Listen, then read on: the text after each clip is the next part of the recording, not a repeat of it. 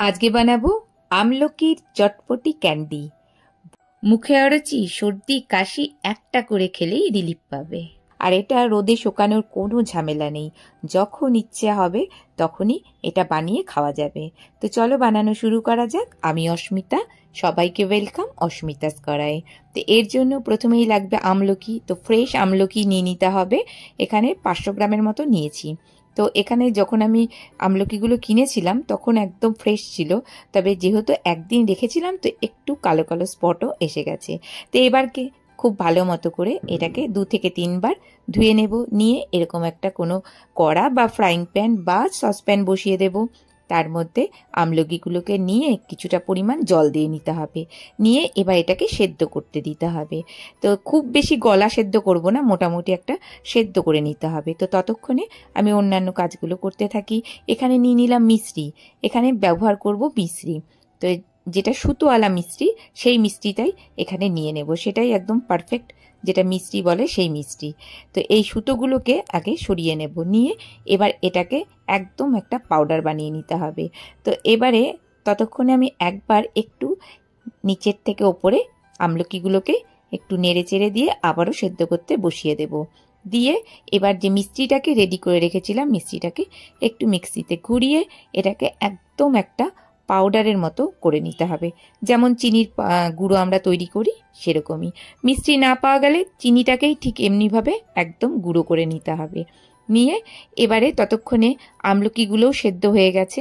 তো আমলকিগুলোর থেকে জলগুলোকে ভালো মতো ছড়িয়ে এবার এটাকে নামিয়ে নেব।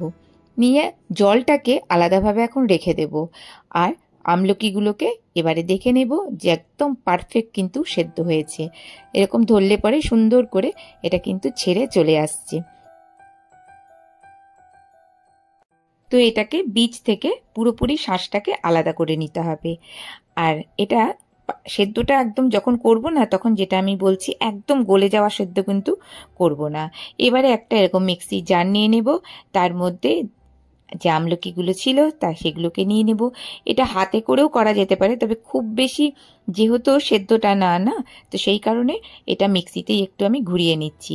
আর যে জলটার মধ্যে সেদ্ধ করে রেখেছিলাম সেই জলটাই একটু এইটা পেস্ট করার সময় ব্যবহার করে নিচ্ছি। এরকম একটা স্মুথ পেস্ট এখানে তৈরি করে নিতে হবে। তো এটা তৈরি হয়ে গেলে পরে এবারে কোনো একটা কড়াতে এটা নামিয়ে নেব।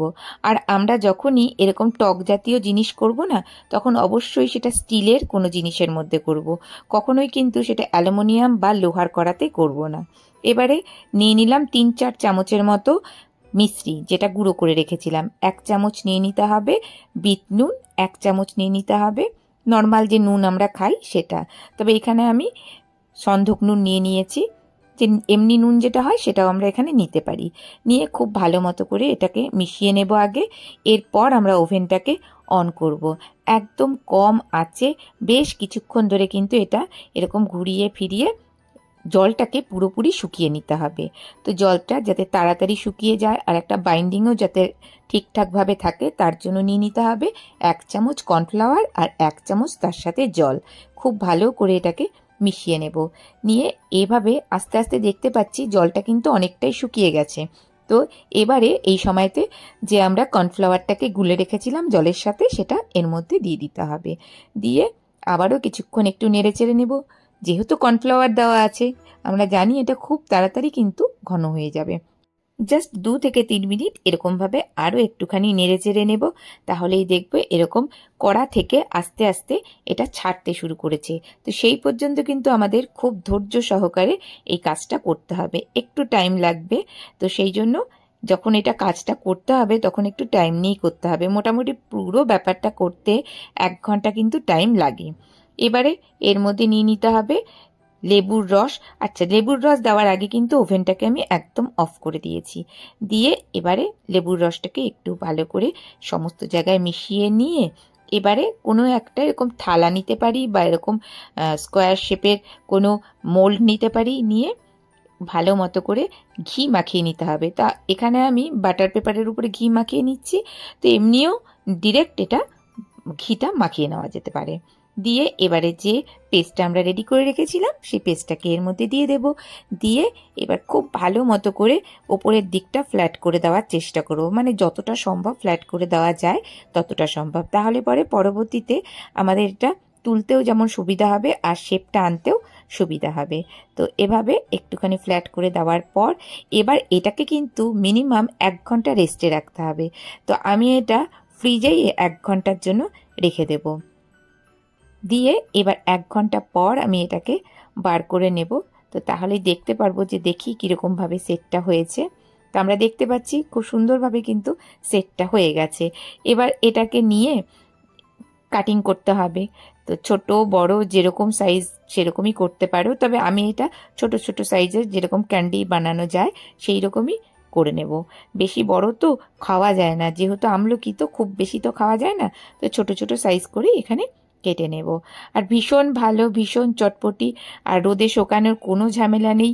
বানিয়ে রেখে দাও, আর ফ্রিজে রাখতে পারলে আরও বেশি ভালো, আরও বেশি দিন ধরে এটা থাকতে পারে।